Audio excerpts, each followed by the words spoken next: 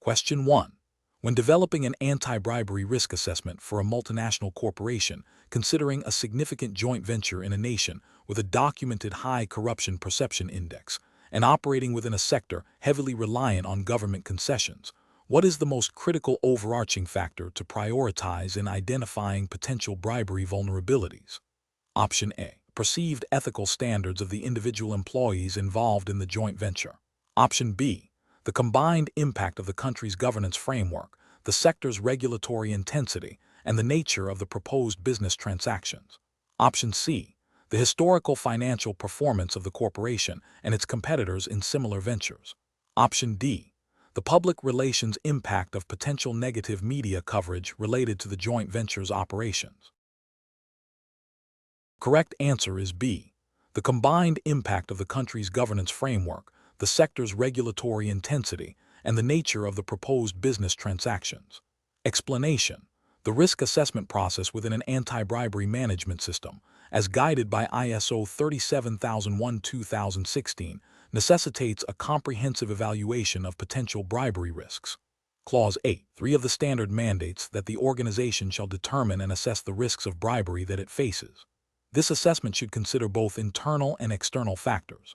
External factors are crucial and include the operating environment, such as the country's corruption perception index, the specific industry's susceptibility to bribery, sector risk, and the nature of transactions or business relationships. High-risk countries often exhibit weak rule of law, limited transparency, and prevalent corruption, increasing the likelihood of bribery attempts. Similarly, industries that involve significant government interaction, large capital flows, or discretionary decision-making by officials are inherently more exposed. Transaction-specific risks arise from the complexity, value, and parties involved in a particular deal or contract. For instance, transactions with intermediaries or those requiring numerous permits and licenses can present elevated bribery risks. The effectiveness of existing controls also needs to be factored into the assessment, as stronger controls can mitigate identified risks. Therefore, when evaluating the bribery risk for a proposed joint venture in a country with a low corruption perception index, engaging with third parties in sectors known for high regulatory scrutiny, and involving substantial financial transactions, the primary focus for the risk assessment should be on the confluence of these specific contextual elements that amplify the potential for bribery. Question 2. During an internal audit of a multinational corporation's procurement department, an auditor identifies several significant payments made to a newly engaged third-party logistics provider in a developing country. The invoices are detailed but lack specific project references, and the payment terms appear unusually generous compared to industry norms. The auditor suspects these payments might be a conduit for bribery, potentially violating the organization's ISO 37001-2016 compliant anti-bribery management system. Which of the following auditor actions would be most effective in assessing the integrity of these transactions and the adequacy of the organization's controls? Option A. Conduct detailed substantive testing of the transactions, including verifying the business rationale, scrutinizing supporting documentation for completeness and legitimacy, and assessing the due diligence performed on the third-party provider in accordance with the organization's policy and relevant anti-bribery legislation. Option B. Interview the procurement manager to confirm that the payments were authorized according to internal procedures, without further investigation into the specifics of the transactions. Option C. Focus solely on the financial amounts and ensure they are correctly recorded in the general ledger, as per standard financial auditing practices. Option D. Review the organization's general anti-bribery policy and compare it against the identified transactions, assuming that if the policy exists, the transactions are compliant. The correct answer is A. Conduct detailed substantive testing of the transactions, including verifying the business rationale, scrutinizing supporting documentation for completeness and legitimacy, and assessing the due diligence performed on the third-party provider in accordance with the organization's policy and relevant anti-bribery legislation. Explanation. The core principle being tested here is the auditor's responsibility to not only identify potential bribery within financial transactions, but also to assess the effectiveness of the controls designed to prevent and detect such activities, as mandated by ISO 37001.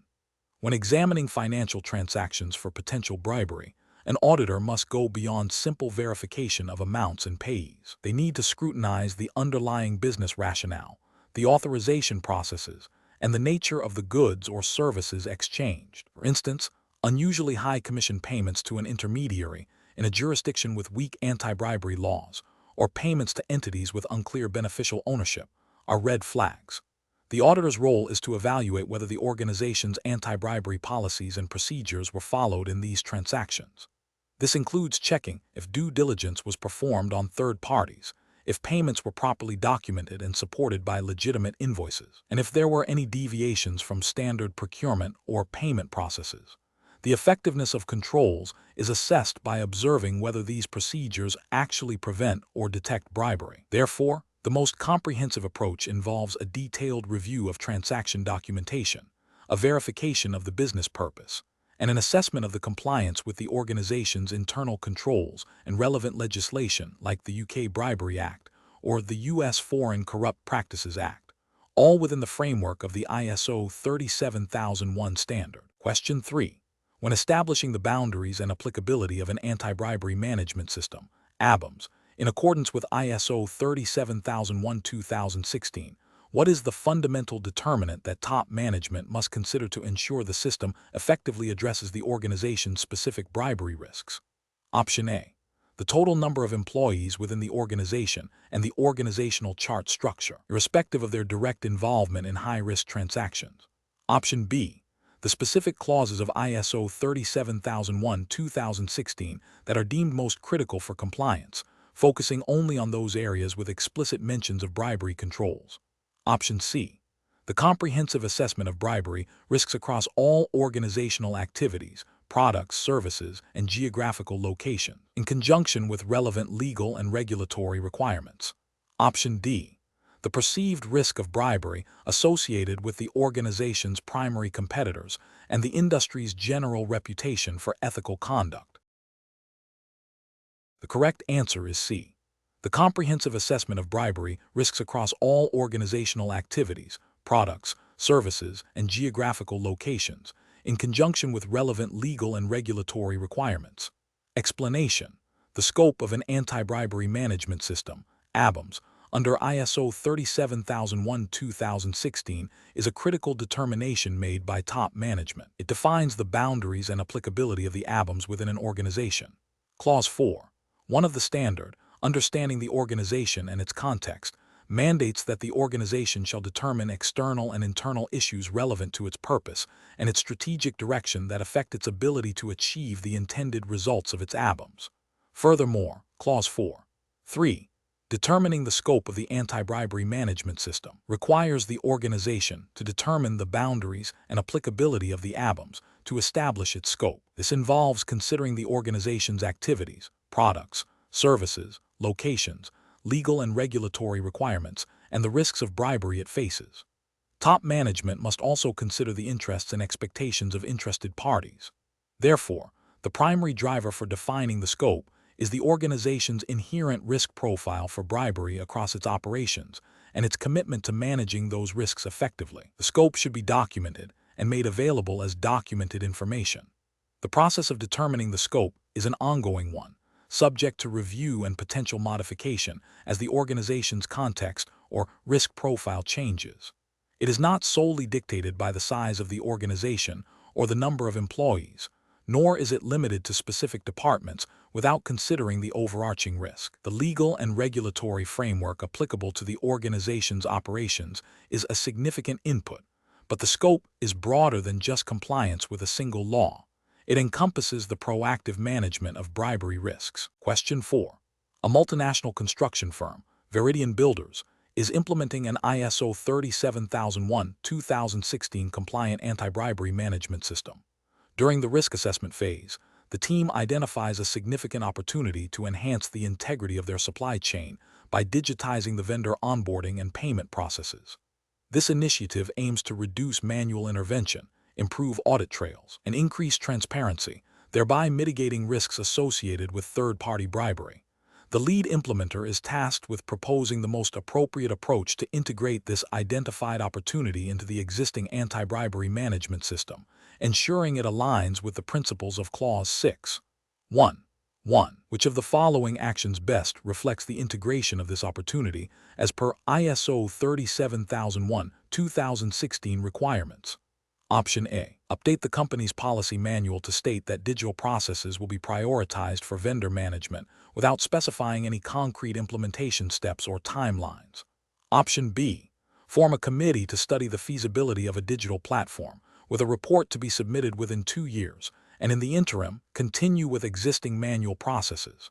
Option C. Conduct a one-time training session for the procurement department on the benefits of digitization, and encourage voluntary adoption of new digital tools for vendor interactions.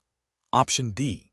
Develop and implement a new digital vendor management platform that incorporates automated checks, secure data storage, and an auditable transaction history, integrating this into the third-party due diligence and payment approval workflows. The correct answer is D. Develop and implement a new digital vendor management platform that incorporates automated checks, secure data storage, and an auditable transaction history, integrating this into the third-party due diligence and payment approval workflows. Explanation. The core principle of addressing risks and opportunities within an ISO 37001-2016 context involves integrating these considerations into the anti-bribery management system's design, implementation, and continual improvement. Clause 6. 1. 1. Actions to address risks and opportunities. Mandates that the organization determine the risks and opportunities related to the anti-bribery management system that need to be addressed to give assurance that the system can achieve its intended outcome. This involves identifying potential bribery scenarios, vulnerabilities, and enabling factors, as well as opportunities to enhance the system's effectiveness and promote an ethical culture. The chosen actions must be integrated into the system's processes and evaluated for their effectiveness. For instance, a risk might be a lack of transparency in procurement, and an opportunity could be leveraging new digital tools for due diligence. The actions taken must be specific, measurable, achievable, relevant, and time-bound, smart, where applicable, and their implementation must be documented and monitored. This proactive approach ensures that the system is robust, adaptable, and capable of preventing, detecting, and responding to bribery effectively. Question 5. Consider an organization that has established a robust anti-bribery policy and implemented various financial controls. During an internal audit of the anti-bribery management system, it is observed that the performance appraisal process for sales personnel does not explicitly assess or reward adherence to the company's code of conduct concerning gifts, hospitality, and entertainment, nor does it penalize the failure to report potential bribery risks encountered during client interactions. What aspect of the anti-bribery management system is most significantly underdeveloped as a non-financial control in this scenario? Option A. The clarity and accessibility of the whistleblowing channels for reporting concerns. Option B. The adequacy of the risk assessment methodology for identifying third-party vulnerabilities. Option C. The integration of ethical performance metrics into the employee performance appraisal and reward system. Option D. The scope and frequency of anti-bribery awareness training for all personnel. The correct answer is C. The integration of ethical performance metrics into the employee performance appraisal and reward system. Explanation. The question probes the understanding of how an organization's culture, specifically the reinforcement of ethical behavior through performance appraisals, acts as a critical non-financial control within an anti-bribery management system. ISO 37001-2016 emphasizes the importance of integrating anti-bribery considerations into the organization's business processes and culture. Non-financial controls, such as performance management systems, are crucial for embedding desired behaviors and deterring misconduct. When performance appraisals explicitly include criteria related to ethical conduct, adherence to the anti-bribery policy, and reporting of concerns, it signals the organization's commitment to integrity. This practice directly influences employee behavior by making ethical performance a tangible aspect of their professional evaluation and career progression. It serves as a proactive measure, reinforcing the values espoused by the anti-bribery policy and promoting a culture where bribery is unacceptable. The absence of such explicit linkages in performance reviews would weaken the effectiveness of the control, as employees might perceive ethical conduct as secondary to achieving business targets. Therefore, Integrating ethical performance into appraisals is a fundamental non-financial control that supports the overall objective of preventing bribery. Question 6. A global conglomerate, Innovate Solutions, is implementing its ISO 37001-2016 compliant anti-bribery management system. A critical aspect of this implementation involves establishing clear and accessible procedures for employees to report suspected bribery. Considering the principles of ISO 37001-2016, what is the most fundamental objective that these reporting procedures must aim to achieve to ensure the system's effectiveness? Option A. To provide a secure and confidential channel for reporting suspected bribery, ensuring that individuals who report in good faith are protected from retaliation. Option B. To document every single instance of suspected bribery, regardless of its initial credibility, for future statistical analysis.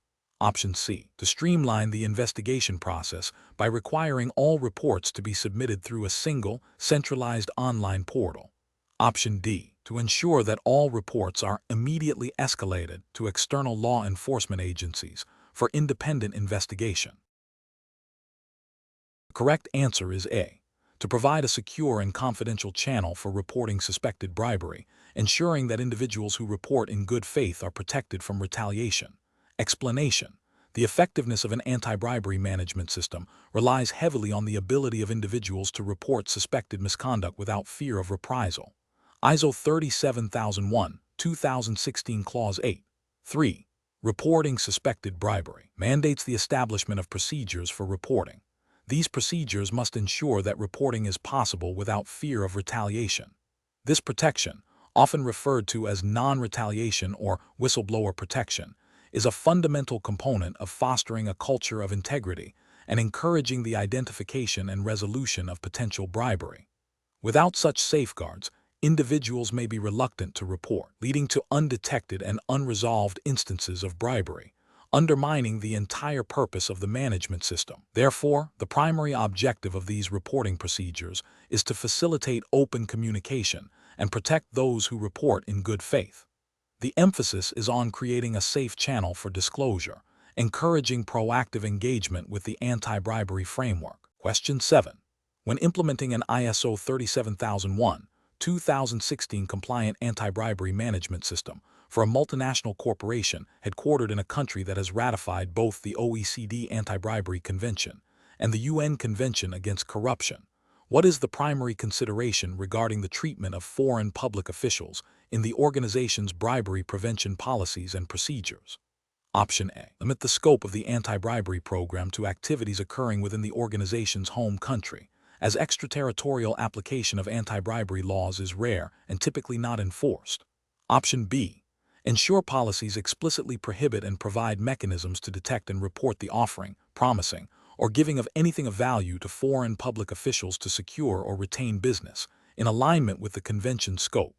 Option C. Prioritize compliance with the least stringent bribery laws of the countries where the organization operates, assuming international conventions are only aspirational guidelines. Option D. Focus solely on domestic public officials, as international conventions primarily address interstate relations and do not directly impose obligations on private entities' internal policies. Correct answer is B. Ensure policies explicitly prohibit and provide mechanisms to detect and report the offering, promising, or giving of anything of value to foreign public officials to secure or retain business, in alignment with the convention's scope. Explanation. The OECD Convention on Combating Bribery of Foreign Public Officials in International Business Transactions mandates that signatory countries enact legislation to criminalize the bribery of foreign public officials. Article 1. One of the convention specifically requires parties to take measures necessary to establish that the offense of bribery of a foreign public official is punishable by effective, proportionate, and dissuasive penalties. This includes both natural and legal persons. The UN Convention Against Corruption, UNCAC, while broader in scope, also addresses bribery of domestic and foreign officials, as well as bribery in the private sector, and promotes international cooperation in combating these offenses. ISO 37001-2016, as an anti-bribery management system standard, requires organizations to consider relevant legal and regulatory requirements, which inherently includes international conventions that their home country or countries of operation have ratified.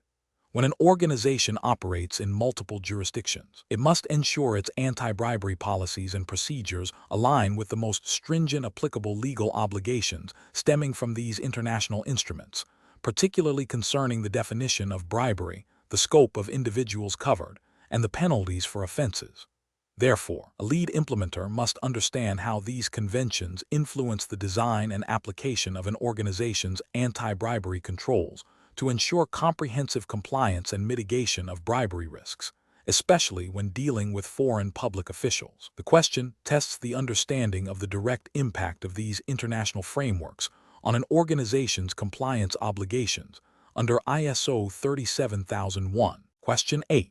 An organization expanding into a nation with a demonstrably high corruption perceptions index score and a history of opaque business dealings is considering engaging a local agent to facilitate market entry. The agent has a well-established network and a reputation for efficiency, but little public information is available regarding their past business conduct or affiliations. What is the most critical initial step in applying ISO 37001, 2016 due diligence principles in this context? Option A. Conduct a comprehensive background check and reputation assessment of the potential agent, focusing on their known affiliations, past business practices, and any publicly available information on integrity. Option B. Immediately establish a contractual agreement with the agent that includes stringent anti-bribery clauses and a penalty for non-compliance. Option C. Request detailed financial statements from the agent to assess their economic stability and potential motivations for engaging in illicit activities. Option D. Initiate a broad market analysis to identify alternative agents, prioritizing those with extensive public records of ethical conduct. The correct answer is A. Conduct a comprehensive background check and reputation assessment of the potential agent, focusing on their known affiliations, past business practices, and any publicly available information on integrity. Explanation. The scenario describes a situation where an organization is entering a new market with significant corruption risks. ISO 37001, 2016 Clause 7. 2. Competence and Clause 7. 3. Awareness, along with Clause 8. 3. Due diligence are relevant here. Due diligence is a crucial risk mitigation process. When assessing potential business partners, especially in high-risk environments, a tiered approach to due diligence is often employed. This approach involves varying the depth and scope of checks based on the perceived risk associated with the partner and the nature of the engagement. For a new market with elevated corruption risks, the initial due diligence on a potential agent must be comprehensive. This involves verifying their background, reputation, financial standing, and any existing relationships that could pose a conflict of interest or increase bribery risk. Identifying and evaluating the agent's influence and their typical business practices are paramount. This level of scrutiny helps the organization understand the potential exposure and establish appropriate controls. The subsequent stages of due diligence, such as ongoing monitoring or enhanced due diligence for specific transactions, would be determined by the findings of this initial assessment and the evolving risk landscape. Therefore, a comprehensive initial assessment of the agent's background, reputation, and influence is the most critical first step in this high-risk scenario to inform subsequent risk management decisions. Question 9. When developing an anti-bribery policy for a multinational corporation that operates in diverse regulatory environments, what is the most effective approach to managing gifts, hospitality, and expenses to align with ISO 37001, 2016 requirements and mitigate potential bribery risks, considering that some jurisdictions have very strict limitations on interactions with public officials, while others are more lenient? Option A. Develop separate policies for interactions with public officials and private entities, allowing for more lenient thresholds for private sector dealing to accommodate varying business practices. Option B. Focus solely on documented instances where a direct link to a bribe can be established, as ISO 37001, 2016 primarily targets overt bribery attempts. Option C. Implement a single, globally consistent policy that requires disclosure and prior approval for any gift, hospitality, or expense exceeding a nominal value, irrespective of whether the recipient is a public official or a private individual, to ensure uniform risk management. Option D. Delegate the responsibility for setting gift and hospitality limits entirely to country-specific compliance officers, allowing for maximum local adaptation without central oversight. The correct answer is C. Implement a single globally consistent policy that requires disclosure and prior approval for any gift, hospitality, or expense exceeding a nominal value, irrespective of whether the recipient is a public official or a private individual, to ensure uniform risk management. Explanation: the core principle behind managing gifts, hospitality, and expenses within an anti-bribery management system is to ensure that such provisions are legitimate, proportionate, and do not create undue influence or the perception of bribery. ISO 37001, 2016 Clause 7. 2 specifically addresses this by requiring an organization to establish, implement, and maintain procedures for the provision and receipt of gifts, hospitality, and other benefits. These procedures should clearly define what is acceptable, what is not, and the approval processes required. The key is to prevent these items from being used as inducements or rewards for improper performance. Therefore, a procedure that mandates disclosure and prior approval for any gift or hospitality exceeding a nominal value, regardless of whether it's given to or received from a public official or a commercial entity, directly supports the standard's intent. This approach ensures transparency and allows for risk assessment at the point of provision or receipt.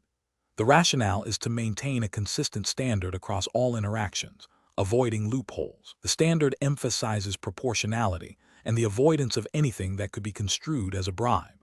Requiring disclosure and approval for all items above a nominal threshold, regardless of the recipient's status, is the most robust way to achieve this, as it captures potential risks in both public and private sector dealings. Question 10. Consider a nation where bribery is pervasive across government procurement and regulatory bodies. What is the most profound and direct consequence of this widespread corruption on the nation's long-term economic development trajectory? Option A. A temporary boost in employment within sectors directly involved in facilitating illicit transactions. Option B. A heightened reliance on international aid to compensate for domestic fiscal shortfalls. Option C.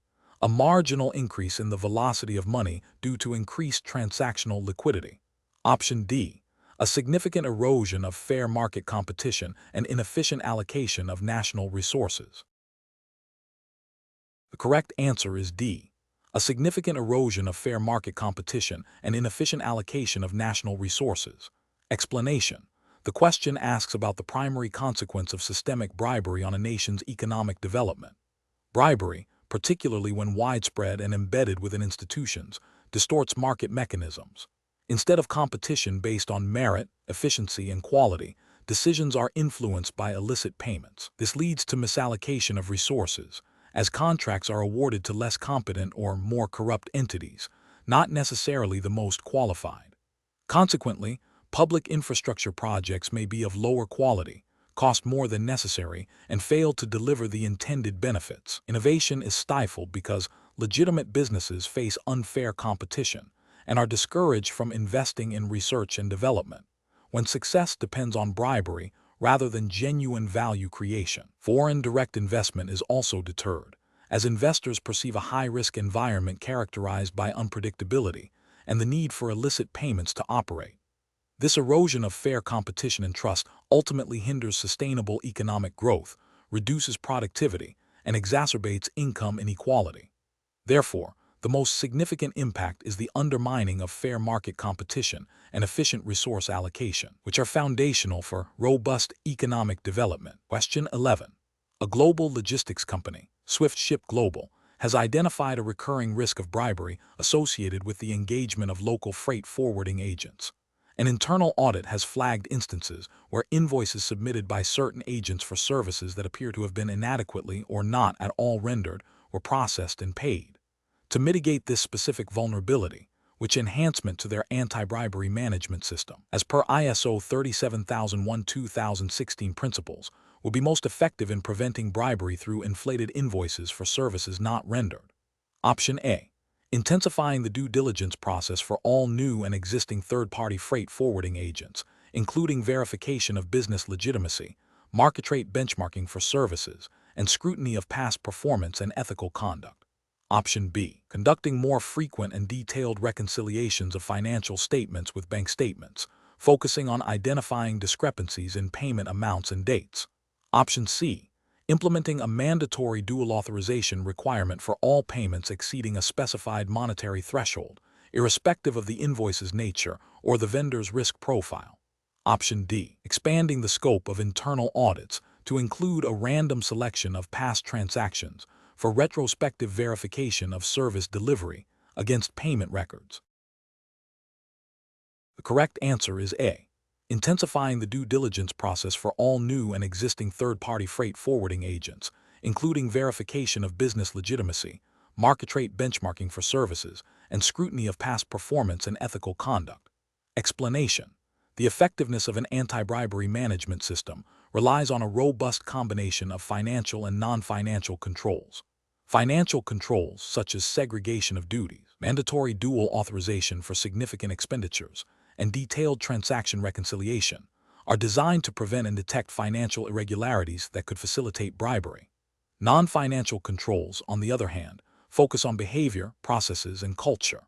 These include thorough due diligence on third parties, comprehensive training programs, clear communication of ethical standards, regular performance reviews that incorporate ethical conduct, and robust whistleblowing mechanisms. Clause 8.3 of ISO 37001-2016, Financial Controls, and Clause 8.4, Non-Financial Controls, emphasize the need for controls proportionate to the bribery risks. When considering the prevention of bribery through inflated invoices for services not rendered, a multifaceted approach is essential. Financial controls like stringent invoice verification against service delivery records and reconciliation with contract terms are crucial. However, these can be circumvented if the underlying process of engaging and managing service providers is weak. Therefore, strengthening the non-financial control of comprehensive third-party due diligence, which includes verifying the legitimacy of the service provider's business, their reputation, and the necessity and reasonableness of the services they offer, is paramount. This due diligence should extend to understanding the typical market rates for such services, thereby providing a benchmark to identify potentially inflated invoices. Furthermore, clear contractual terms that specify deliverables and payment milestones, coupled with performance monitoring, act as both financial and non-financial deterrents. The question asks which control, when enhanced, would be most effective in preventing bribery through inflated invoices for services not rendered. While improved financial reconciliation is important, it primarily detects issues after they have occurred or are in the process of occurring. Enhancing the initial due diligence process for third parties directly addresses the root cause by ensuring that only legitimate, reputable, and fairly priced service providers are engaged, making it the most effective preventative measure in this specific scenario. Question 12. Consider an organization implementing an ISO 37001-2016 compliant anti-bribery management system. The appointed anti-bribery compliance officer, ABCO, identifies a significant control weakness in a key subsidiary operating in a high-risk jurisdiction. The ABCO has documented the issue and proposed a remediation plan involving additional due diligence procedures and enhanced training for subsidiary staff. However, the subsidiary's regional director, citing operational disruptions and immediate cost implications, refuses to implement the proposed changes without further justification that goes beyond the ABCO standard reporting requirements. What is the most appropriate action for the ABCO to take? Adhering to the principles of ISO 37001-2016 regarding roles, responsibilities, and authorities.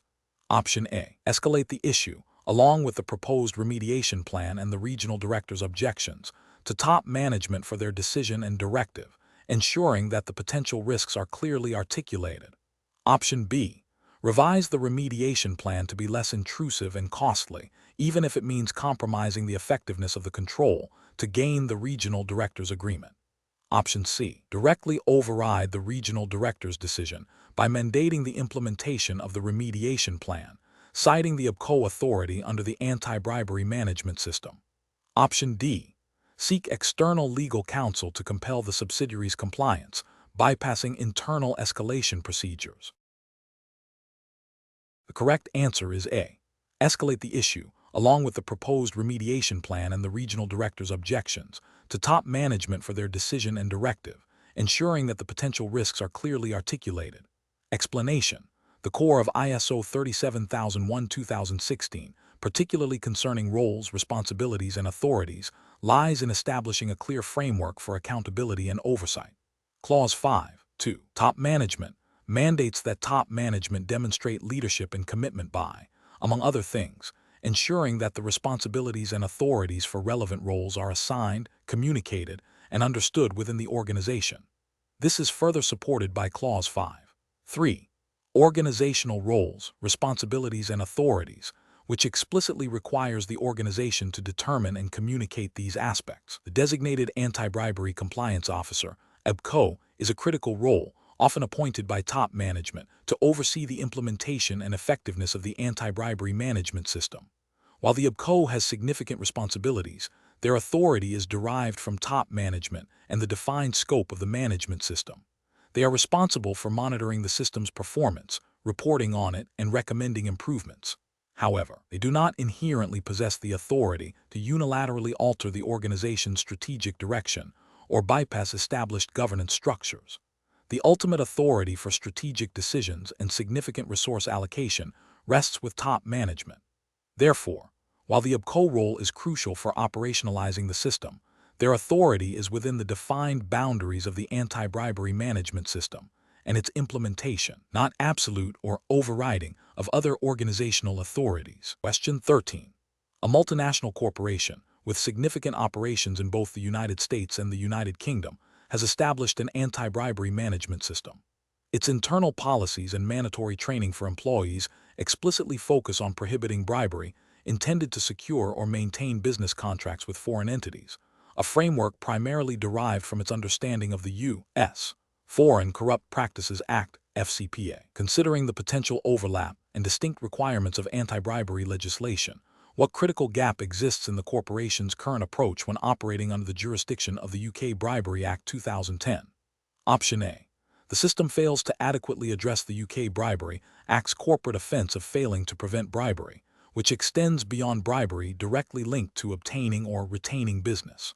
Option B. The system's reliance on FCPA provisions overlooks the extraterritorial reach of the UK Bribery Act, potentially leaving certain transactions unprotected.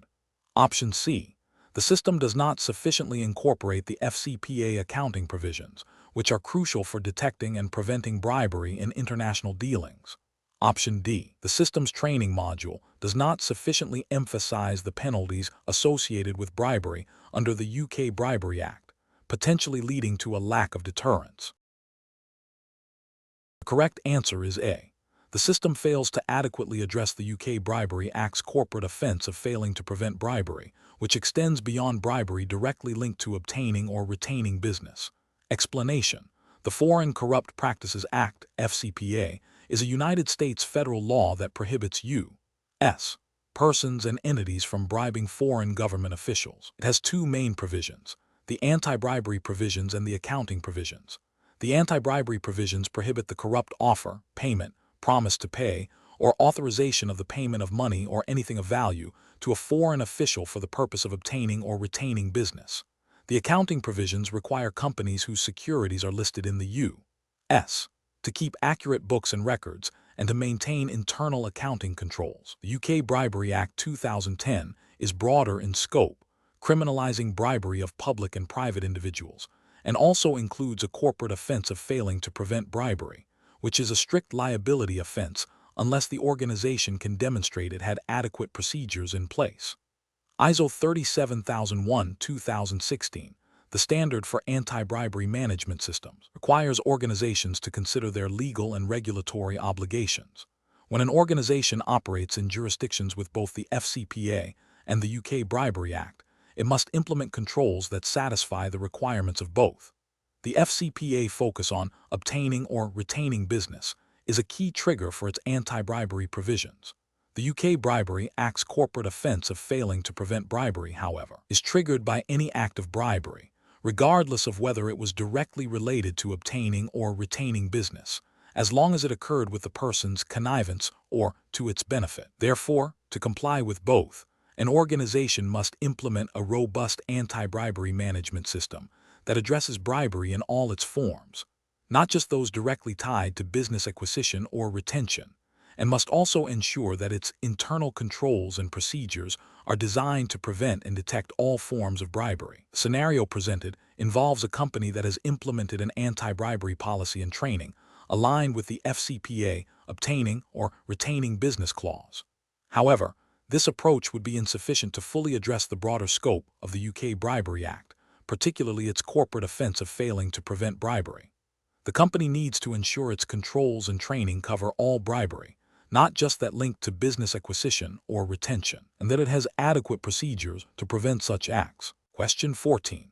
A global manufacturing firm, Omnicorp, has implemented an ISO 37001-2016 compliant anti-bribery management system, ABAMS.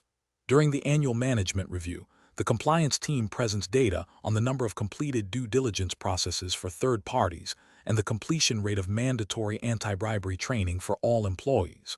While both metrics show high completion rates, the head of internal audit raises concerns about the actual impact of these activities on preventing bribery attempts, citing a recent, albeit minor, incident involving a customs official demanding an unauthorized payment that was successfully navigated through a facilitation payment loophole, which the ABAMS was intended to eliminate.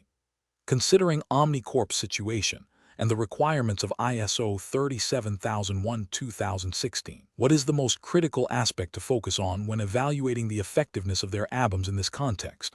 Option A. Analyzing the root causes of the facilitation payment incident and assessing whether the existing controls, including due diligence and training, are sufficiently robust and effectively applied to prevent similar occurrences in the future. Option B.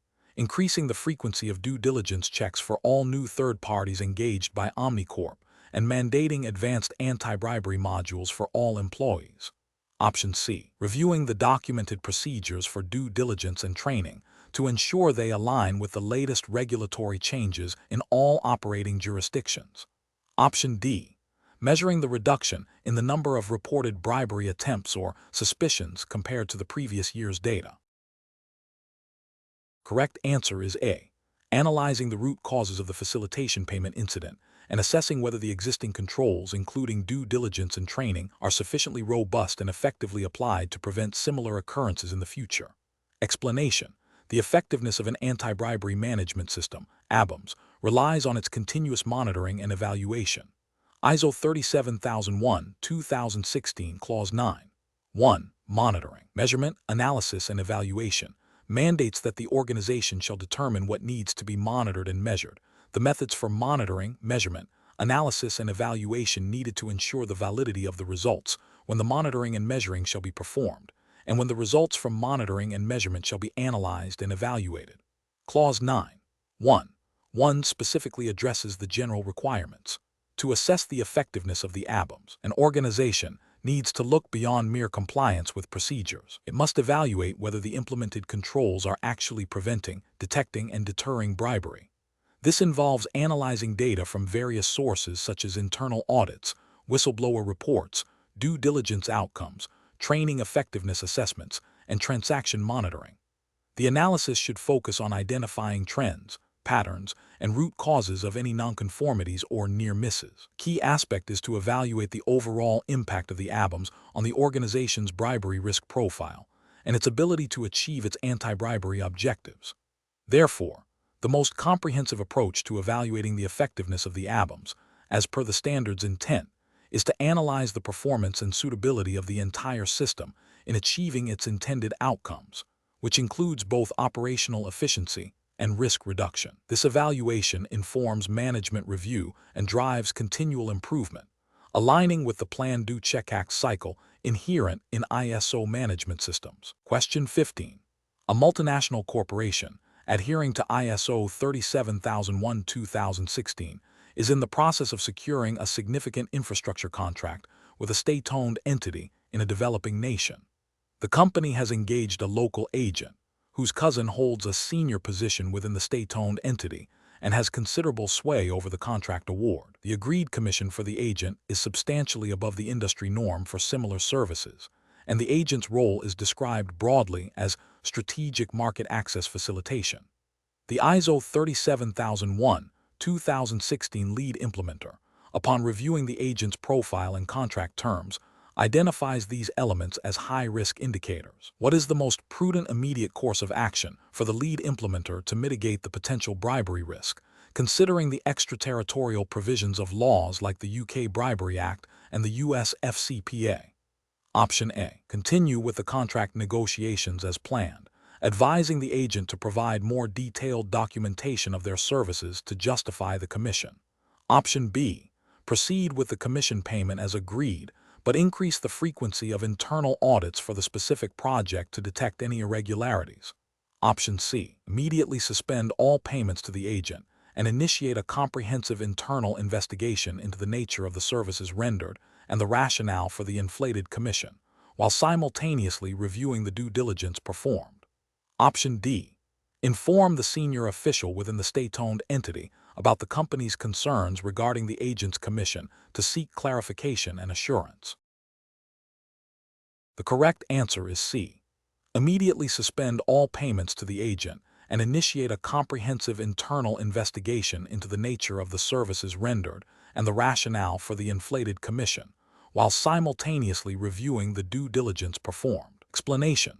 The scenario describes a company operating in a jurisdiction with strict anti-bribery laws that mirror the extraterritorial reach and broad definitions of offenses found in legislation like the UK Bribery Act 2010 and the US Foreign Corrupt Practices Act, FCPA. Specifically, the company is engaging a foreign agent to secure a contract with a state-owned enterprise. The agent is a close relative of a senior official within the state-owned enterprise, who has the power to influence the contract award. The payment to the agent is structured as a commission, which is not unusual in the industry, but the amount is significantly higher than market rates, and the agent has no discernible track record or demonstrable expertise that would justify such a fee. Furthermore, the agent's services are vaguely described as facilitation and consulting. This situation presents a clear risk of a prohibited payment under anti-bribery legislation. The elevated commission, vague services, and the agent's familial connection to the decision-maker strongly suggest that the payment is intended to influence the official's actions, thereby constituting a bribe. ISO 37001/2016 requires an organization to implement controls to prevent bribery. Clause 8.3.2 Due diligence is particularly relevant here. It mandates that organizations conduct due diligence on third parties who perform or will perform services for or on behalf of the organization, especially when there is a risk of bribery. This due diligence should assess the third party's reputation, business integrity, and any potential conflicts of interest.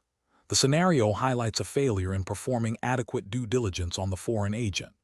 The high commission, vague service description, and the agent's relationship with the official are all red flags that should have been identified and investigated during the due diligence process. The question asks about the most appropriate immediate action for the ISO 37001/2016 lead implementer. Given the high risk of bribery, the immediate priority is to halt any further engagement with the agent and to prevent any payment until a thorough investigation can be conducted. This aligns with the principle of risk mitigation and the proactive stance required by the standard. The investigation should determine the true nature of the services provided and the legitimacy of the commission. If the payment is indeed a bribe, it would violate both the company's anti-bribery policy and applicable laws, necessitating appropriate remedial actions, which might include terminating the contract and reporting obligations. Question 16. As a lead implementer tasked with embedding a robust anti-bribery management system within a multinational logistics firm, Global Transit Solutions, operating across diverse regulatory landscapes, what is the most critical communication element to ensure both the system's operational effectiveness and broad stakeholder engagement, particularly in light of potential cultural nuances and varying legal frameworks? Option A. Solely relying on legally mandated disclosures and regulatory filings to inform stakeholders about the ABAMs. Option B. Developing a comprehensive, one-time awareness campaign detailing the ABAM's policy and procedures across all global offices. Option C. Establishing a confidential and accessible multi-channel feedback and reporting mechanism for all personnel and external associates. Option D, primarily focusing communication on senior leadership and board members to ensure top-down commitment and oversight. The correct answer is C, establishing a confidential and accessible multi-channel feedback and reporting mechanism for all personnel and external associates. Explanation: the effectiveness of an anti-bribery management system, ABAMS, hinges on clear, consistent, and appropriate communication. ISO 37001-2016 Clause 7. 4. Communication outlines the requirements for an organization to determine the internal and external communication needs relevant to the ABAMS. This includes communicating information related to the ABAMS policy, objectives, roles and responsibilities, and the reporting of suspected bribery. The standard emphasizes that communication should be timely, accurate, and accessible to relevant stakeholders. When considering communication strategies for an ABAMS, a lead implementer must ensure that the content, timing, and channels used are suitable for the intended audience and purpose. This involves understanding the diverse needs of internal personnel, from senior management to operational staff, and external parties, such as business partners, suppliers, and regulatory bodies. A robust communication plan will address what needs to be communicated, when, to whom, by whom, and how it will be communicated. It also requires mechanisms for receiving feedback and responding to inquiries, which are crucial for fostering a culture of integrity and for the continuous improvement of the ABAMS. The scenario presented requires identifying the most critical aspect of communication for ensuring the ABAMS' operational effectiveness and stakeholder engagement. Establishing a feedback mechanism is paramount because it allows the organization to gauge the understanding and effectiveness of its communication efforts, identify potential issues or concerns related to bribery, and provide a channel for reporting and addressing them, thereby reinforcing the system's integrity and promoting transparency. Question 17. When implementing an anti-bribery management system in accordance with ISO 37001-2016, which operational aspect of segregation of duties most directly addresses the risk of an individual initiating, approving, and processing a payment to a third party without adequate oversight, thereby potentially facilitating a bribe? Option A, requiring all financial transactions to be documented with a handwritten signature from the primary approver. Option B, ensuring that the personnel responsible for initiating a financial transaction are distinct from those who authorize and reconcile it. Option C, implementing a policy where all employees undergo mandatory background checks annually. Option D, rotating job responsibilities among employees on a quarterly basis to expose potential collusion. The correct answer is B, ensuring that the personnel responsible for initiating a financial transaction are distinct from those who authorize and reconcile it. Explanation: the principle of segregation of duties is a fundamental internal control mechanism designed to prevent fraud and errors by ensuring that no single individual has control over all phases of a transaction or process. In the context of ISO 37001-2016, this principle is crucial for mitigating bribery risks. Specifically, it addresses the potential for an individual to initiate, authorize, and record a payment or transaction that could facilitate a bribe without adequate oversight. For instance, if one person is solely responsible for approving vendor payments, processing those payments, and reconciling the accounts, they could potentially create a fictitious vendor or inflate an invoice to divert funds for illicit purposes, including bribery. By separating these functions among different individuals or departments, the system creates checks and balances. For example, the person who approves a payment should not be the same person who initiates the payment request or reconciles the bank statement. This separation ensures that at least two individuals are involved in critical financial processes, making it significantly harder for a single person to commit and conceal a bribery offense. This aligns with the standard's emphasis on appropriate controls to prevent, detect, and address bribery. The question assesses the understanding of how segregation of duties directly contributes to preventing unauthorized or fraudulent transactions that could be used to facilitate bribery, by ensuring that no single point of control exists for potentially corrupt activities. Question 18. During an internal audit of a multinational corporation's procurement process, an ISO 37001-2016 lead implementer auditor reviews a series of payments made to a newly established consultancy firm in a high-risk jurisdiction. The invoices from the consultancy are vague, listing business development services, without specific deliverables or performance metrics. Furthermore, the payment authorization trail appears to bypass standard departmental review protocols, with a senior executive overriding the usual checks. What is the most appropriate initial action for the auditor to take in this situation? Option A. Focus the audit on other departments to avoid potential conflict with senior management and revisit this specific transaction later if other issues arise. Option B. Document the observations as a minor procedural deviation and suggest a follow-up review in 6 months to assess improvements in invoice clarity. Option C. Recommend that the company terminate its contract with the consultancy and request a full refund of all payments made, based on the perceived lack of value. Option D. Escalate the findings immediately to the compliance officer and the audit committee for further investigation, flagging potential non-compliance with due diligence requirements for business associates and the need to verify the legitimacy of the services rendered. The correct answer is D. Escalate the findings immediately to the compliance officer and the audit committee for further investigation, flagging potential non-compliance with due diligence requirements for business associates and the need to verify the legitimacy of the services rendered. Explanation.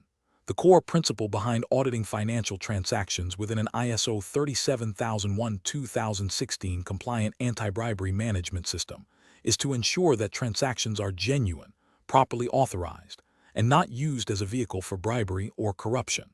When an auditor identifies a transaction that lacks a clear business purpose, is unusually complex, or involves a third party with a questionable reputation or no demonstrable service provided, this raises a significant red flag. Such transactions deviate from standard business practices and suggest a potential attempt to conceal illicit payments.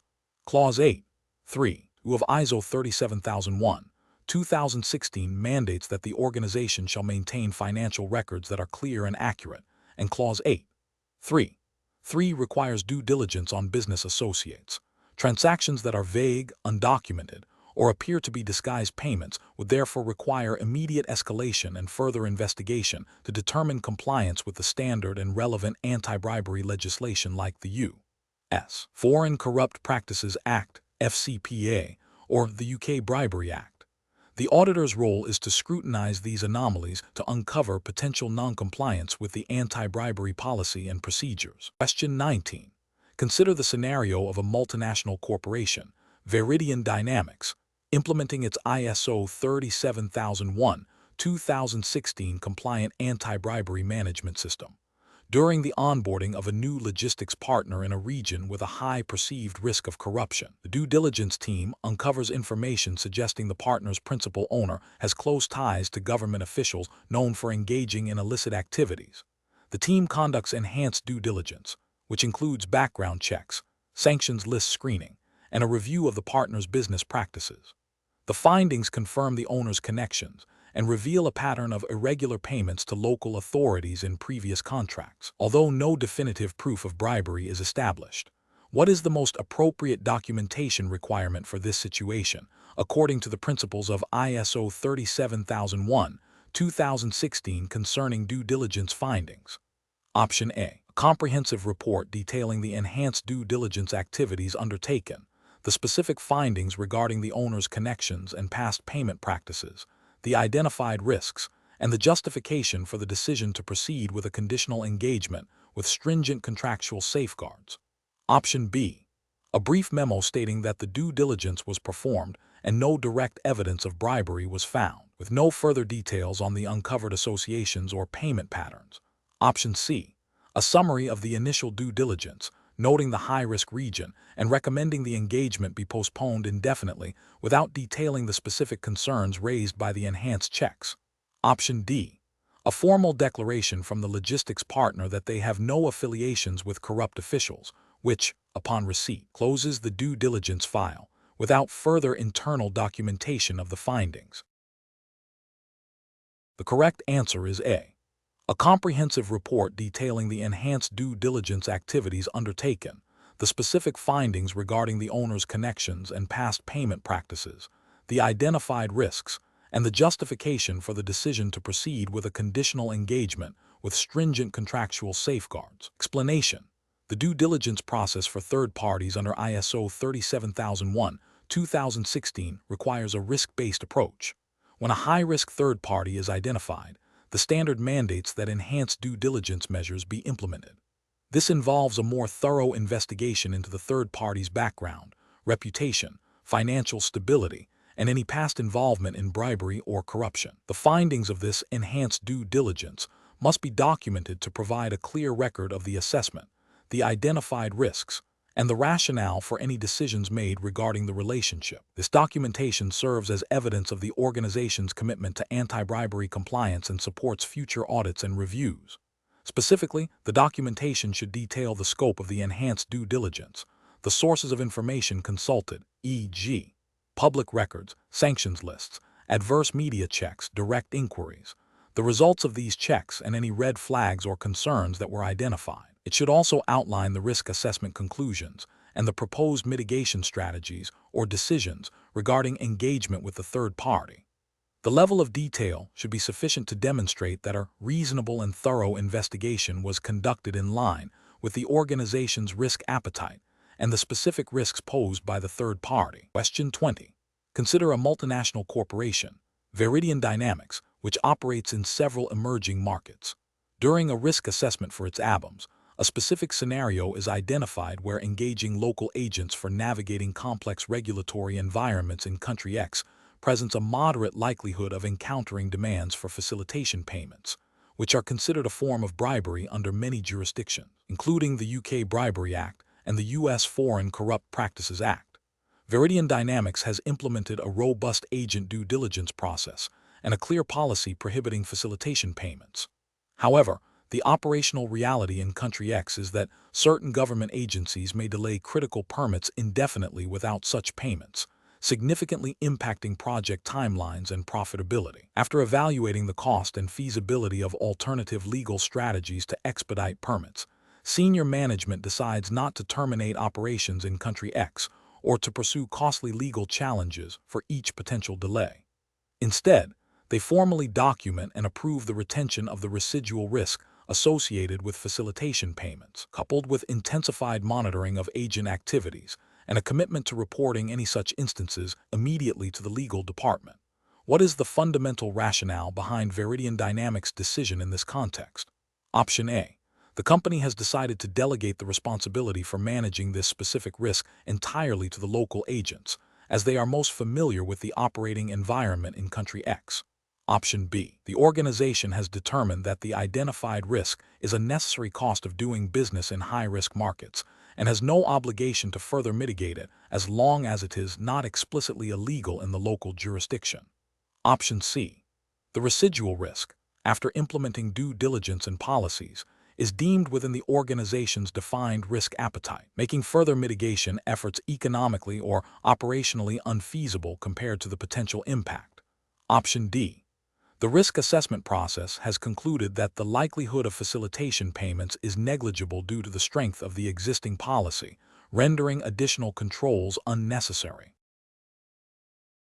The correct answer is C. The residual risk, after implementing due diligence and policies, is deemed within the organization's defined risk appetite, making further mitigation efforts economically or operationally unfeasible compared to the potential impact. Explanation. The core principle of risk acceptance within an anti-bribery management system, ABAMS, involves making a deliberate decision to retain an identified risk when other controls are deemed insufficient or impractical, or when the residual risk falls within the organization's defined risk appetite. This decision must be documented and authorized by individuals with appropriate authority, typically senior management. The process of risk acceptance is not arbitrary. It necessitates a thorough understanding of the risk's nature, its potential impact, and the existing controls. When a risk is accepted, it implies that the organization acknowledges the potential for a bribery incident to occur and has evaluated the consequences, concluding that the cost or feasibility of further mitigation outweighs the potential harm. This acceptance should be reviewed periodically, especially if circumstances change or new information becomes available. It is crucial that risk acceptance is not a passive omission of control, but an active, informed decision. For instance, if a particular business unit operates in a high-risk jurisdiction with complex customs procedures, and the cost of implementing an extensive due diligence program for every transaction is prohibitive. Management might accept a residual risk of bribery related to these customs interactions, provided they have implemented enhanced monitoring and reporting mechanisms. This informed decision-making process ensures that the ABAMS remains practical and proportionate to the organization's context and resources. Question 21. Following an internal audit, a significant gap was identified in the due diligence procedures for onboarding new international agents, suggesting a potential increase in bribery risk for a company operating in high-risk jurisdictions. As an ISO 37001/2016 lead implementer, what is the most effective immediate course of action to drive improvement within the anti-bribery management system? Option A. Conduct a root cause analysis of the due diligence procedural gap and implement targeted corrective actions, followed by verification of their effectiveness. Option B. Update the anti-bribery policy to broadly state a commitment to rigorous agent vetting without specifying procedural changes. Option C. Immediately suspend all new agent onboarding processes until a comprehensive external review of the entire due diligence framework can be completed. Option D. Initiate disciplinary proceedings against the personnel responsible for the identified due diligence deficiencies to deter future noncompliance. The correct answer is A. Conduct a root cause analysis of the due diligence procedural gap and implement targeted corrective actions, followed by verification of their effectiveness. Explanation: the ISO 37001/2016 standard, specifically in Clause 10, addresses improvement. This clause mandates that the organization shall continually improve the suitability, adequacy, and effectiveness of the anti-bribery management system. This involves taking actions to address nonconformities and their causes, and reviewing the system's performance. The continual improvement process is driven by the outcomes of monitoring, measurement, analysis, and evaluation, as well as management review and internal audits. The standard emphasizes a proactive approach to identifying opportunities for enhancement. When an organization identifies a weakness in its due diligence processes for third parties, leading to an increased risk of bribery, this constitutes a nonconformity or a potential nonconformity. Addressing this requires corrective actions, which are defined as actions to eliminate the cause of a nonconformity and prevent recurrence. The most effective approach, in line with the principles of continual improvement, is to first analyze the root cause of the weakness in the due diligence process. Following this analysis, specific, measurable, achievable, relevant, and time-bound, SMART, corrective actions should be implemented. These actions might involve revising the due diligence questionnaires, enhancing the risk assessment methodology for third parties, providing additional training to personnel involved in due diligence, or implementing more robust monitoring mechanisms. The subsequent verification of the effectiveness of these corrective actions is crucial to ensure that the identified weakness has been adequately addressed and that the overall anti-bribery management system's effectiveness has been improved. Therefore, the most appropriate response is to analyze the root cause and implement corrective actions to enhance the due diligence process, followed by verification of their effectiveness. Question 22. A multinational technology firm, Innovate Global, has implemented an ISO 37001/2016 compliant anti-bribery management system across its diverse global operations. The firm's internal audit team has completed a review of the ABAM's performance over the past fiscal year. The audit report highlights that while the number of anti-bribery training sessions delivered met the target, and the due diligence process for third parties was consistently applied, there was a slight increase in the number of reported bribery-related concerns that were substantiated. The firm's senior leadership is now tasked with evaluating the overall effectiveness of the ABAMS. Which of the following approaches best reflects the core requirement of ISO 37001/2016 for evaluating the performance of an anti-bribery management system in this scenario? Option A. Evaluating the system's performance solely based on the absence of any new bribery investigations initiated by external regulatory bodies during the reporting period. Option B. Assessing the extent to which the anti-bribery management system is achieving its intended anti-bribery objectives and identifying opportunities for improvement based on monitored data and analysis. Option C. Primarily focusing on the quantitative metrics of training completion rates and the number of third-party due diligence activities conducted to demonstrate compliance. Option D. conducting a retrospective analysis of all reported bribery incidents to determine the root cause of each occurrence and implementing corrective actions for individual cases. The correct answer is B. Assessing the extent to which the anti-bribery management system is achieving its intended anti-bribery objectives and identifying opportunities for improvement based on monitored data and analysis. Explanation: the effectiveness of an anti-bribery management system (ABAMS) is assessed through performance evaluation, which includes monitoring, measurement, analysis, and evaluation. Clause 9(1) of ISO 37001, 2016, monitoring, measurement, analysis, and evaluation, mandates that the organization shall determine what needs to be monitored and measured, the methods for monitoring, measurement, analysis, and evaluation needed to ensure valid results, when monitoring and measurement shall be performed, and when the results from monitoring and measurement shall be analyzed and evaluated. For an ABAMS, this involves tracking the implementation and effectiveness of controls, the outcomes of risk assessments, the results of internal audits and management reviews, and the handling of reported concerns. The ultimate goal is to evaluate whether the ABAMS is achieving its intended anti-bribery objectives and to identify areas for improvement. Considering the context of a global conglomerate with operations in multiple jurisdictions, a comprehensive performance evaluation would necessitate a multifaceted approach. This includes not only the quantitative metrics like the number of training sessions conducted or the number of due diligence checks performed, but also qualitative assessments of the control environment and the overall ethical culture. The evaluation should determine whether the established anti-bribery policies and procedures are being adhered to, and if they are effectively preventing and detecting bribery. This requires a systematic approach to gathering and analyzing data related to the ABAMS performance, ensuring that the findings are used to drive continual improvement of the system. Therefore, a robust evaluation would focus on the extent to which the ABAMS is achieving its stated anti-bribery objectives, considering both operational efficiency and the reduction of bribery risks. Question 23. Consider a multinational corporation, Global Tech Innovations, which has established an ISO 37001, 2016 compliant anti-bribery management system. During a routine internal audit, an employee, Mr. Kenji Tanaka, anonymously reports a suspected kickback scheme involving a third-party vendor and a mid-level manager. Subsequently, Mr. Tanaka observes that his opportunities for overtime assignments have significantly decreased, and he has been excluded from several project meetings he would typically attend. What is the most critical aspect of the anti-bribery management system that Global Tech Innovations must uphold in this situation to ensure the system's integrity and encourage future reporting? Option A. Publicly commending Mr. Tanaka for his bravery to deter others from similar misconduct. Option B. Ensuring Mr. Tanaka is protected from any detrimental treatment as a consequence of raising his concern in good faith.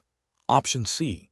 Reassigning Mr. Tanaka to a different department to isolate him from the alleged scheme. Option D. Conducting an immediate, thorough investigation into the alleged kickback scheme without considering the employee's situation. The correct answer is B. Ensuring Mr. Tanaka is protected from any detrimental treatment as a consequence of raising his concern in good faith. Explanation: the ability of an organization to effectively implement an anti-bribery management system hinges on fostering an environment where individuals feel secure in reporting potential misconduct without fear of reprisal. ISO 37001, 2016 Clause 7. 2. Awareness. Clause 8.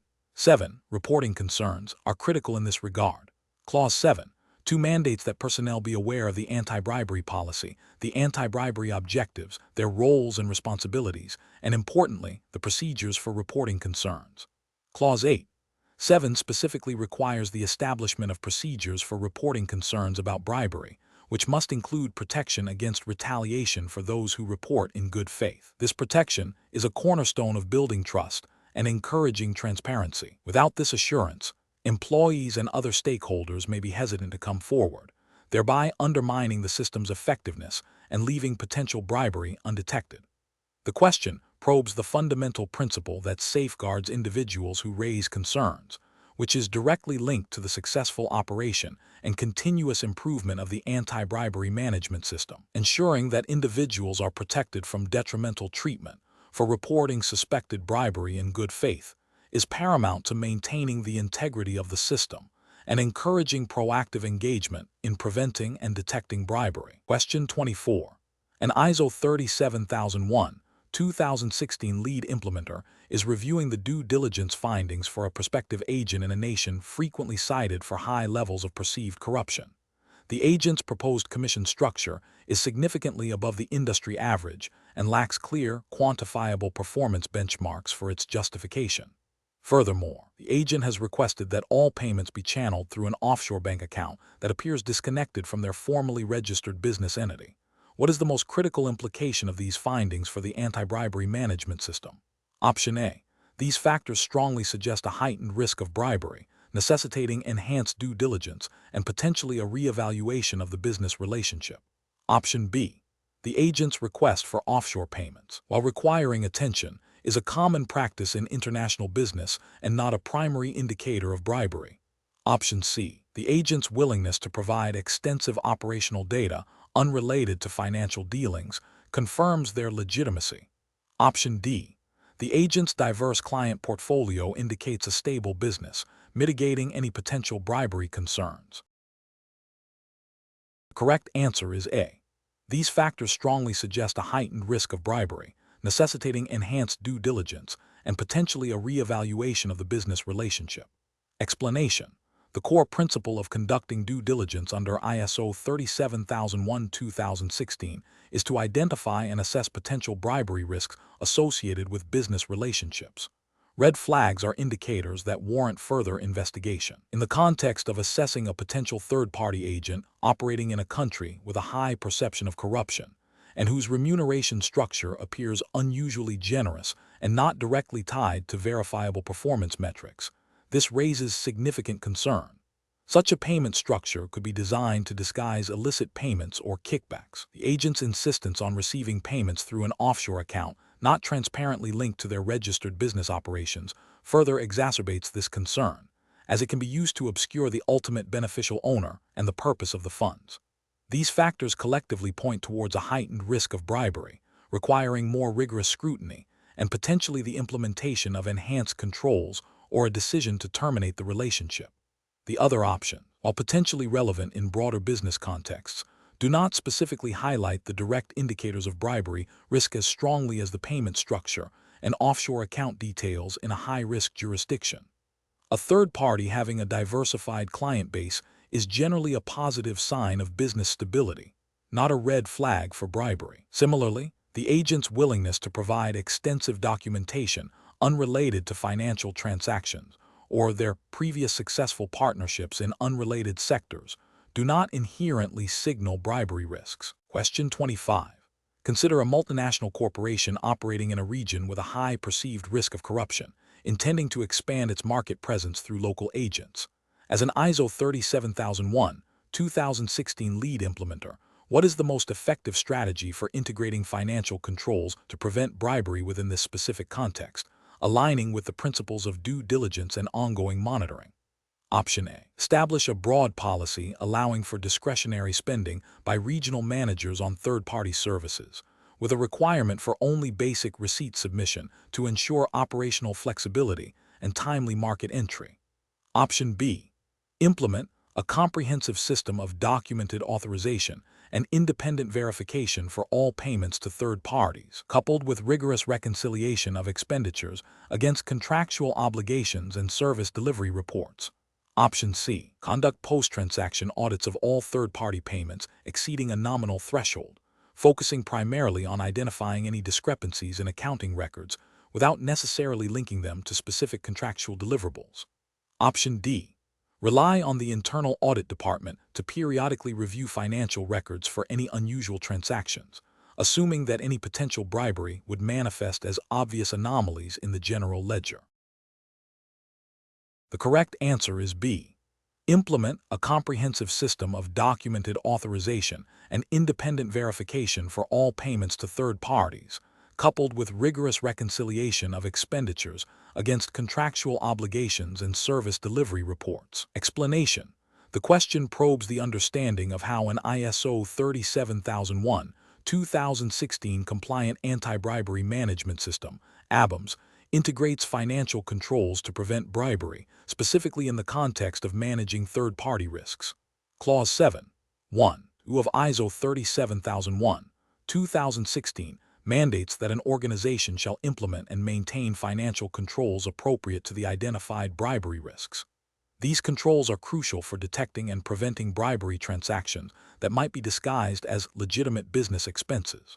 The standard emphasizes due diligence on third parties and ongoing monitoring, which directly relates to financial transactions. Therefore, establishing clear procedures for the authorization and recording of all payments, ensuring that expenses are properly documented and aligned with services rendered, and requiring independent verification of significant transactions are all essential financial controls. These measures aim to ensure that funds are not diverted for illicit purposes, such as bribes. The specific scenario of a company operating in a jurisdiction with a high perception of corruption and engaging third-party agents for market entry highlights the critical need for robust financial oversight. The correct approach focuses on the proactive and systematic integration of financial checks into the business processes, directly addressing the potential for bribery through financial means. This involves not just reactive auditing, but embedding preventative controls within the day-to-day financial operations, especially concerning third-party engagements where the risk of bribery is often elevated. The emphasis is on ensuring that financial transactions are transparent, verifiable, and directly linked to legitimate business activities, thereby deterring and detecting any attempts to use financial channels for bribery. Question 26. Consider an international trade negotiation where a representative from Veridian Corp., a company seeking to secure a significant contract, discreetly offers a substantial sum of money to a key decision-maker on the other side. This offer is made with the explicit intention of influencing the decision-maker to award the contract to Veridian Corp., regardless of merit. Later, during a separate internal audit, it is discovered that another Veridian Corp. Employee, in a different context, was approached by a foreign customs official who demanded a payment to clear a shipment without the usual inspection delays. The employee, fearing significant business disruption, complied with the demand. Which of the following accurately categorizes the nature of these two distinct bribery incidents in relation to Veridian Corp.'s anti-bribery obligations under ISO 37001? Option A. The first incident is active bribery initiated by Veridian Corp., while the second incident is passive bribery solicited by the foreign official and complied with by Veridian Corp. Option B. The first incident is passive bribery as Veridian Corp. Sought to influence, while the second is active bribery as Veridian Corp.'s employee made the payment. Option C. Both incidents are examples of passive bribery, as they involve the exchange of money for preferential treatment in business dealings. Option D. Both incidents represent active bribery, as Veridian Corp.'s employees ultimately facilitated the illicit payments. The correct answer is A. The first incident is active bribery initiated by Veridian Corp., while the second incident is passive bribery solicited by the foreign official and complied with by Veridian Corp.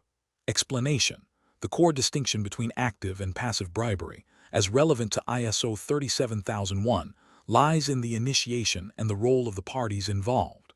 Active bribery involves the direct offer, promise, or giving of an undue advantage to a public official or a person in the private sector to influence their conduct. This is the act of the briber.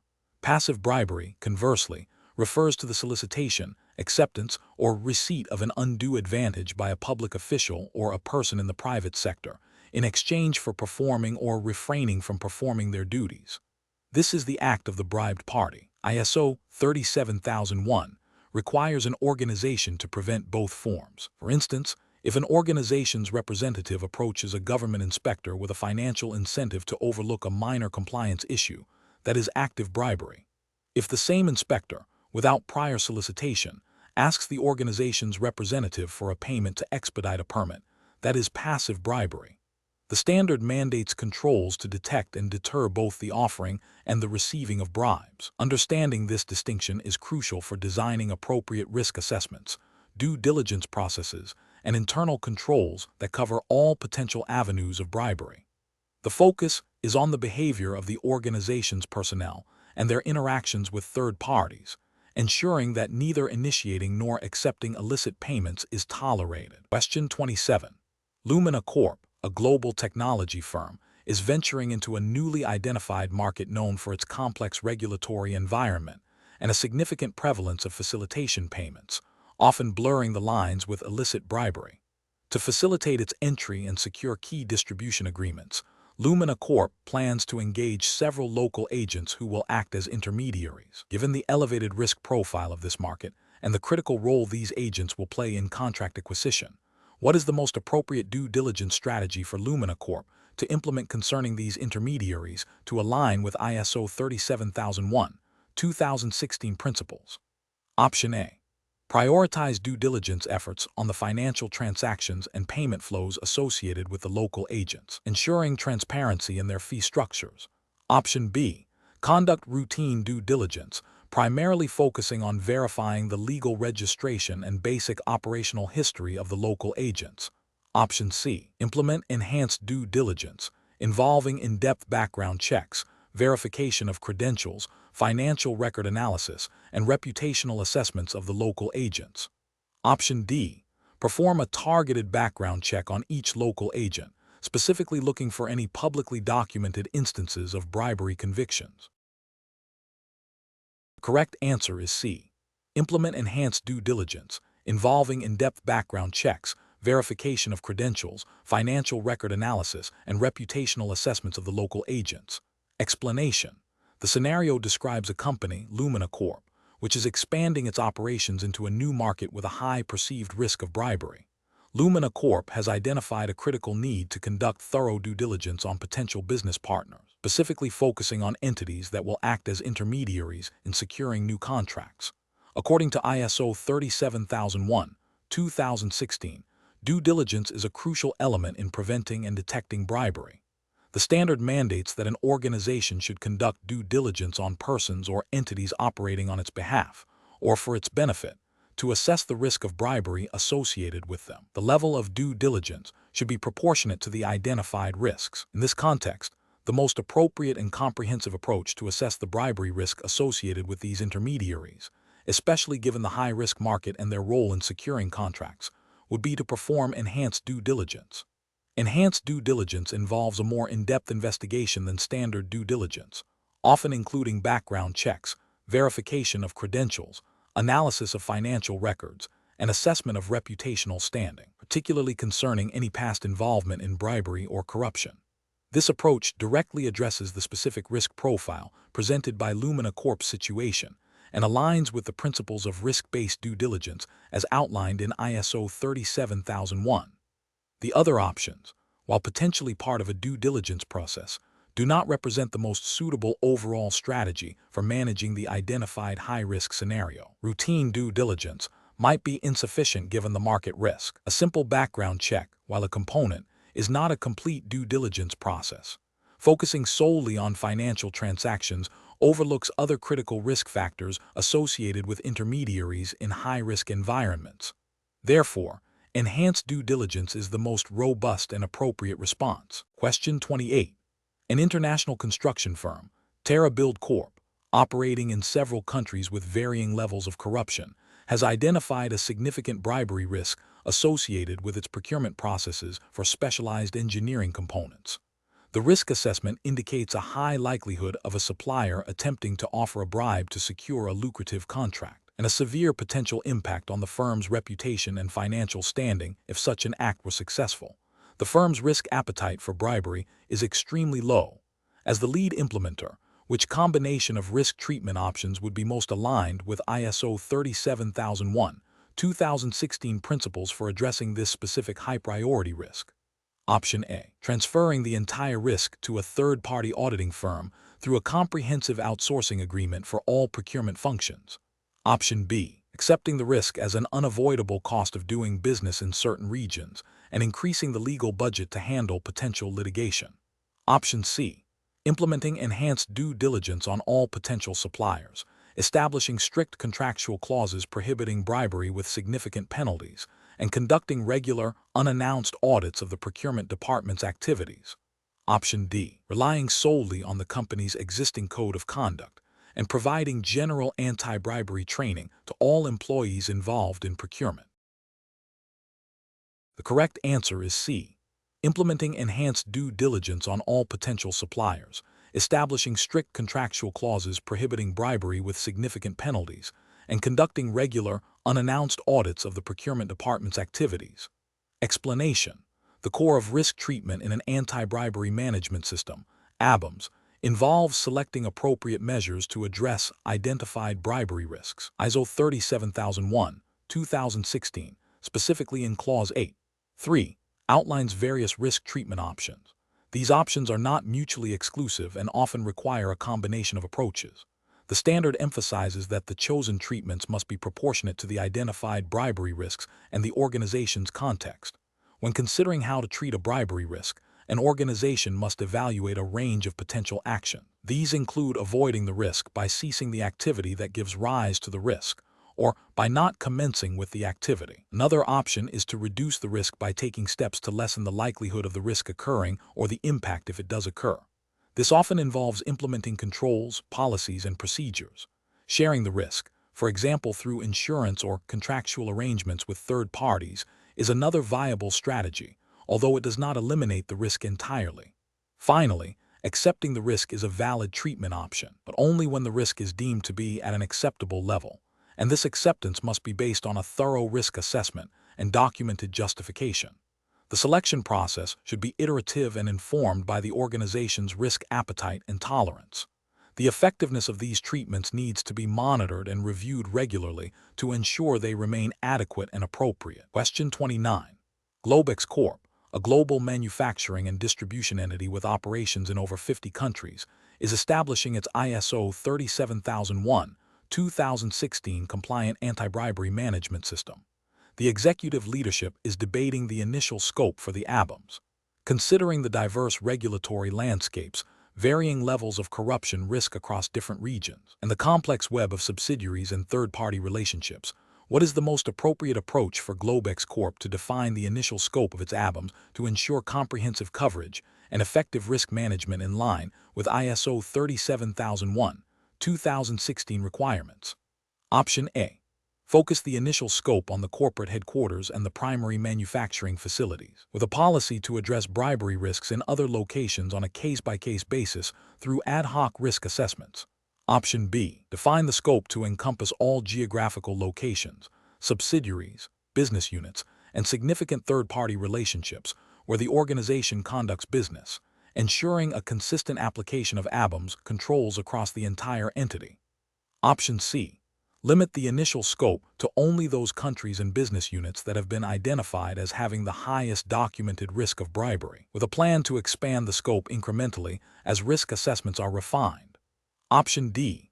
Restrict the scope to only cover direct employees and core business functions, excluding contractors, agents, and joint ventures, as these relationships are considered less critical to the immediate ABAMS implementation. The correct answer is B. Define the scope to encompass all geographical locations, subsidiaries, business units, and significant third-party relationships where the organization conducts business, ensuring a consistent application of ABAMS controls across the entire entity. Explanation: the determination of the scope of an anti-bribery management system, ABAMS, under ISO 37001-2016 is a foundational step that requires careful consideration of various internal and external factors. Clause 4.